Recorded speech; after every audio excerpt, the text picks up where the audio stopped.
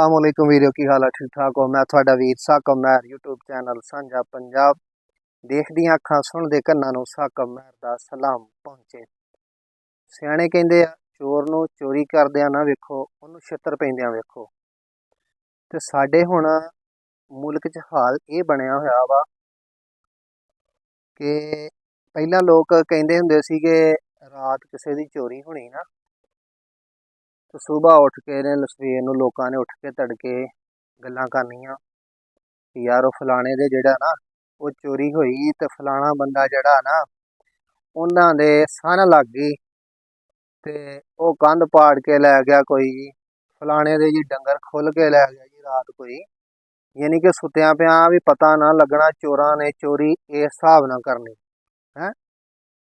ते हुण मैं कहना हुण ते अगले आउंदे आ ते हत्थीं कहंदे सानूं कड्ढ के दिओ हर शै, हत्थीं कहंदे आ डंगर खोल के लदाओ साडे नाल ते हत्थीं ओह कहंदे आ सानूं टूंबा भी दे दिओ कड्ढ के ते हत्थीं ओह कहंदे आ जो भी नकदी आ तुहाडे कोल ओह भी दे दिओ कड्ढ के। यानी कि हालात इन्ने क खराब हो गए हैं ना कि जेड़ा बंदा जेड़ा ना कहंदा भी मैं चुप करके दड़ वट के बैठा रवां ना मैं किसी दे नाल माड़ी चंगी करां, ਉਹ हो नहीं सकता इदां रह सके। मुल्क दे हालात इदां दे हो गए साडे हैं। ਜਿਹੜੇ ਬੰਦੇ ਅੱਗੇ ਪਹਿਲਾਂ ਹੁੰਦਾ ਸੀ कि यार ਰਾਹ ਗਲੀ ਕਿਤੇ ਕਿਤੇ ਜਾਂਦਿਆਂ ਬੰਦੇ ਨੂੰ ਆਉਂਦਿਆਂ ਕਿਤੇ ਹਨੇਰਾ ਹੋ ਜਾਣਾ ਨਾ ਤੇ ਬੰਦਿਆਂ ਨੇ ਆਖਣਾ ਚਲੋ ਕੋਈ ਨਹੀਂ ਯਾਰ ਫਿਰ ਕੀ ਹਨੇਰ ਸਵੇਰ ਹੋ ਜਾਂਦੀ ਹੈ। ਤੇ ਹੁਣ ਬੰਦਿਆਂ ਦੇ ਜ਼ਿਹਨ ਇਹ ਹੁੰਦੇ ਆ ਕਿ ਜਦੋਂ ਘਰੋਂ ਜਾਂਦੇ ਆ ਨਾ ਇਸ ਹਿਸਾਬ ਨਾਲ ਉਹਨਾਂ ਨੂੰ ਨਿਕਲਣਾ ਵੀ ਯਾਰ ਜਿਹੜਾ ਨਾ ਹਨੇਰਾ ਨਾ ਰਾਹ ਦੇ ਵਿੱਚ ਹੋ ਜਾਵੇ, ਰਸਤਾ ਬਹੁਤ ਖਰਾਬ ਆ ਤੇ ਪਹਿਲਾਂ ਟਾਈਮ ਨਾਲ ਪਹਿਲਾਂ ਘਰ ਪਹੁੰਚੀਏ ਹੈ। ਤੇ ਹੁਣ दूर की जाना वा,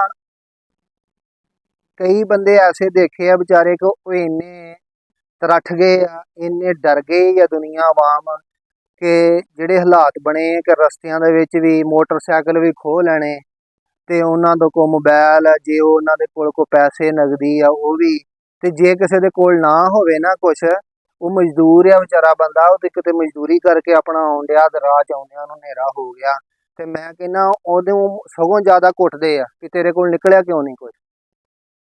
ਇਹ ਹਾਲਾਤ ਹੋ ਗਏ ਆ ਤੇ ਜੇ ਉਹਦੇ ਕੋਲ ਜਿਹੜਾ 150 ਹੋਣਾ ਉਹ ਲੈ ਜਾਣਾ।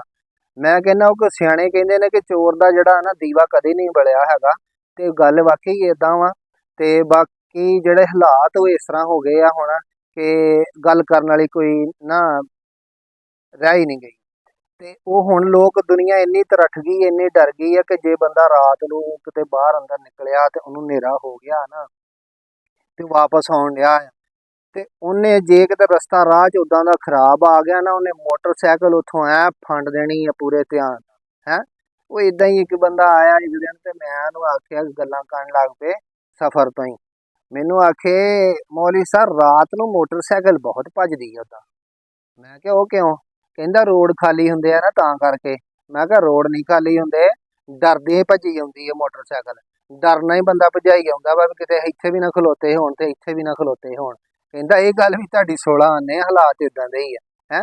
ਇਹ ਤੇ ਉਹ ਗੱਲ ਬਣ ਗਈ ਹੋਈ ਹੈ ਵੀ ਨਾ ਉਹ ਜਿੱਦਾਂ ਇੱਕ ਘਰ ਦੇ ਅੰਦਰ ਚੋਰ ਗਿਆ ਨਾ ਤੇ ਉਹ ਮਾਈ ਸੀ ਤੇ ਘਰ ਉਹਨੇ ਜਾ ਕੇ ਤੇ ਚੋਰ ਨੇ ਮਾਈ ਨੂੰ ਉਠਾ ਲਿਆ। ਮਾਈ ਉੱਠੀ ਤੇ ਡਰ ਦੇਖ ਕੇ ਡਰ ਗਈ ਚੋਰ ਨੂੰ ਪਹਿਲਾਂ। ਨਾਲ ਹੀ ਉਹਨੂੰ ਦਬਾ ਕਹਿੰਦੀ ਵੇ ਮੈਨੂੰ ਕੁਛ ਨਾ ਕਹੀਂ, ਮੈਨੂੰ ਮਾਰੀ ਕੁੱਟੀ ਨਾ, ਮੈਂ ਤੈਨੂੰ ਜੋ ਕੁਛ ਵੀ ਹੈਗਾ ਨਾ ਮੈਂ ਤੈਨੂੰ ਦੇਣੀ ਆ। ਟੂੰਬਾਂ ਜਿਹੜੀਆਂ ਨਾ ਮੇਰੀ ਨਹੁੰ ਦੀਆਂ ਉਹ ਅਲਮਾਰੀ 'ਚ ਪਈਆਂ, ਪੈਸੇ ਦਰਾਜ 'ਚ ਪਏ ਆ ਹੈ। ਜੋ ਕੁਛ ਮੇਰੇ ਕੋਲ ਲੈਣਾ ਮੇਰੇ ਕੋਲ ਲੈ ਜਾ ਪਰ ਮੈਨੂੰ ਕਹੀਂ ਕੁਛ ਨਾ ਹੈ। ਉਹ ਇੰਨੀ ਗੱਲ ਕਹਿ ਕੇ ਤੇ ਉਹ ਚੋਰ ਡਹਿ ਪਿਆ ਜਾ ਕੇ ਆਪਣਾ ਚੋਰੀ ਕਰਨ। ਚੋਰ ਹੁਣ ਜਦੋਂ ਚੋਰੀ ਕਰਕੇ ਨਿਕਲਣ ਲੱਗਾ ਨਾ ਤੇ ਮਾਈ ਉਹਨੂੰ ਆਵਾਜ਼ ਮਾਰ ਕੇ ਕਹਿੰਦੀ ਵੇ ਪੁੱਤ ਮੇਰਾ ਇੱਕ ਕੰਮ ਕੀਤਾ ਜਾ ਜਾਂਦਾ ਚੋਰੀ ਤੇ ਤੂੰ ਘਰ ਹੀ ਚੱਲਿਆ। ਕਹਿੰਦਾ ਹਾਂ ਦੱਸ ਮਾਈ। ਮਾਈ ਉਹਨੂੰ ਕਹਿੰਦੀ ਵੀ ਪੁੱਤ ਰਾਤ ਨੂੰ ਨਾ ਮੈਨੂੰ ਸੁੱਤਿਆਂ ਪਿਆ ਸੁਪਨਾ ਆਉਂਦਾ ਤੇ ਮੈਂ ਸੁਪਨੇ ਦੇ ਵਿੱਚ ਆਵਾਜ਼ਾਂ ਮਾਰਦੀ ਹਾਂ ਉੱਚੀ ਉੱਚੀ ਬੇ ਸਾਈਂ ਬੇ ਸਾਈਂ ਬੇ ਸਾਈਂ। ਇਹਨੇ ਜਿਹਨੂੰ ਸਾਈਂ ਹੋਣੀ ਬਰਾਂਡੇ 'ਚ ਪਿਆ ਸੀ ਉਹ ਮਕਤੈਰ ਲਾ ਕੇ ਬਾਹਰ ਚੋਰ ਦੇ ਦੁਆਲੇ ਹੋ ਗਏ। ਜਦੋਂ ਚੋਰ ਨੂੰ ਤੇ ਦੇ ਮਾਰ 4:30 ਕੀਤੀ ਸਾਈਂ ਹੋਣਾ ਨੇ ਤੇ ਮਾਈ ਦਵਾ ਕਹਿੰਦੀ ਚੋਰ ਨੂੰ ਆਪਣੇ ਪੁੱਤ ਨੂੰ ਵੇ ਪੁੱਤਾ ਨਾ ਮਾਰ ਮਰ ਜੂ ਵਿਚਾਰਾ ਹੈ।